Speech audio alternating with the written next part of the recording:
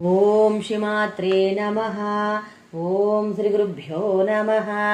హరి ఓం. అందరికీ నమస్తే. అందరూ కూడా భగవాన్ అనుగ్రహంతో అందరము బాగుండాలి మనసారా భగవాన్ ప్రార్థిస్తూ ఉన్నాను. ఈ రోజున మనం వినబోయే విషయం ఏంటంటే బసవ పురాణం. బసవ పురాణంలోని మనం ఇంతవరకు 11 అధ్యాయాలు అయితే విని ఉన్నాము. ఎవరైతే వినని వాడు ఉంటారో లింక్ అయితే డిస్క్రిప్షన్ ఇస్తాను, అక్కడి నుంచి అయితే మీరు ఖచ్చితంగా వినడానికి అయితే ప్రయత్నం అయితే చేయండి. ఈ రోజున మనం 12వ అధ్యాయం గురించి అయితే మనము విందాము.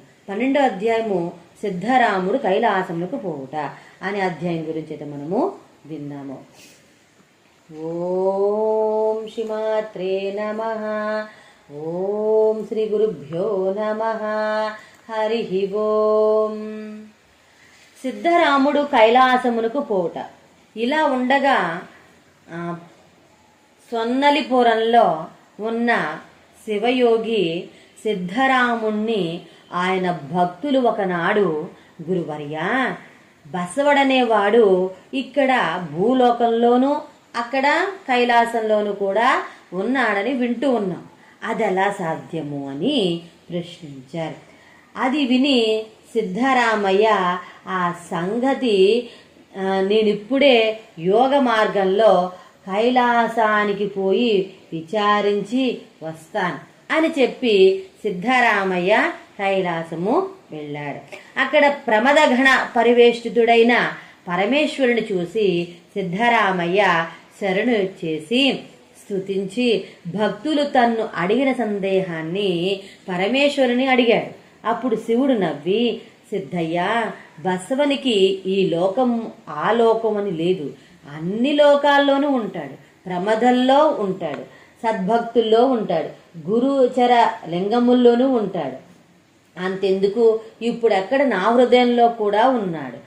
ఇప్పుడు ఇక్కడ నా హృదయంలో కూడా ఉన్నాడు. చూడమని శివుడు తన హృదయం విప్పి చూపేసరికి అక్కడ పద్మాసనుడై బసవన్న పరమేశ్వర హృదయ పద్మంలో కూర్చుని ఉన్న దృశ్యం కనిపించింది. అది చూసి సిద్ధరామయ్య నిర్విరిపోయాడు.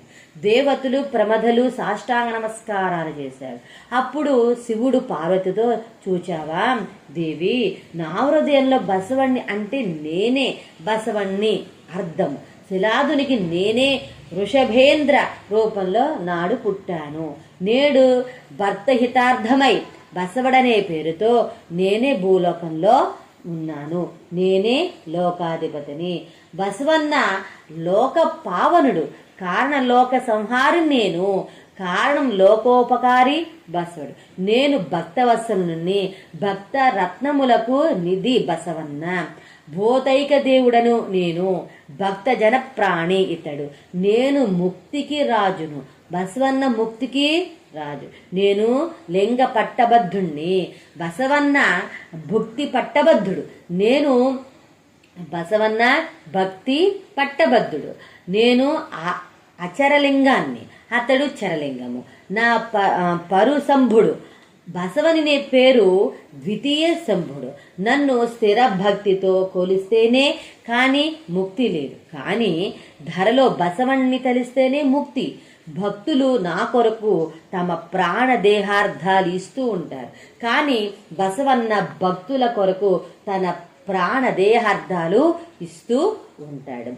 ఎవడు బసవ అనే 3 అక్షరాలు కల మంత్రం ఉచ్చరిస్తూ ఉంటాడో అతని ముఖమందే నేను ప్రమదగణము నిరంతరం చరిస్తూ ఉంటాం అని పరమేశ్వరుడు తన హృదయస్థుడైన బసవనను చూచి, బసవన్న, ఎలా ఉంది భూలోకవాసము అని ప్రశ్నించాడు. ఏమని చెప్పరు ప్రభు అన్నాడు బసవన్న.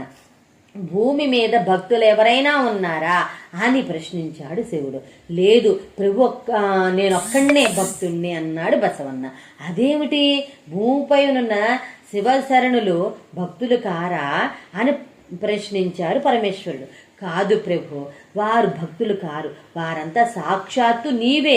ప్రతి శివశరణి రూపంలోనూ నీవే నాకు కనబడుతున్నావు. అందుకని భూమి మొత్తం శివమై ఉంది. ఆ సమస్త శివగణాన్ని అర్చించవలసిన భక్తుని నేను అన్నాడు బసవన్న. అది విని సమస్త దేవతలు హర్షధ్వానాలు చేశారు.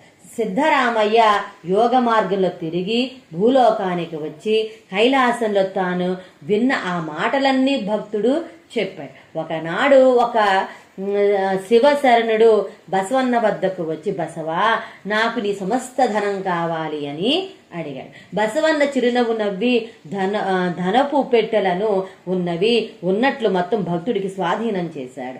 అది చూసి కొందరు బిజ్జలు నిరిగి చెప్పారు. రాజు కోపించి బసవన్ని పిలిపించి, బసవా ఏమిటి పని? ప్రభుత్వ ధనం జాగ్రత్తగా పరుస్తావని నీకు ప్రధానమంత్రిత్వం ఇస్తే దాన్నంతా దుర్వినియోగం చేశావా? చాలు చాలు, మా డబ్బంతా మాకు లెక్క చూపు అని గర్జించాడు. అప్పుడు బసవన్న రాజుతో, ప్రభు నాకు నీ ధనాగారంలోని డబ్బుతో పని లేదయ్యా. శివభక్తి నాకు కల్పతరువు, గురుభక్తి నాకు కాంచన పర్వతం, శివభక్తి నాకు చింతామణి, గురుభక్తి నాకు కామధేను. భక్తుడు పరధనానికి ఆశపడతాడా? సింహం ఎక్కడైనా గడ్డి మేస్తుందా? పాలసముద్రంలో తిరిగే రాజహంస గోతులు నీళ్లు తాగుతుందా? మామిడి రసాలు కొరికే చిలుక బూరుగు పండ్లను తింటుందా?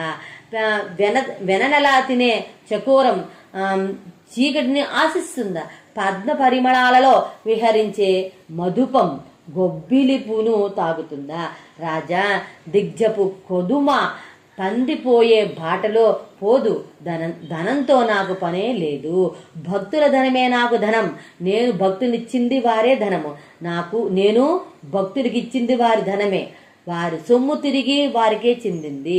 కావాలంటే మీరు ధనాగారంలోని మూటలు విప్పి లెక్కలు చూచుకోండి అన్నాడు.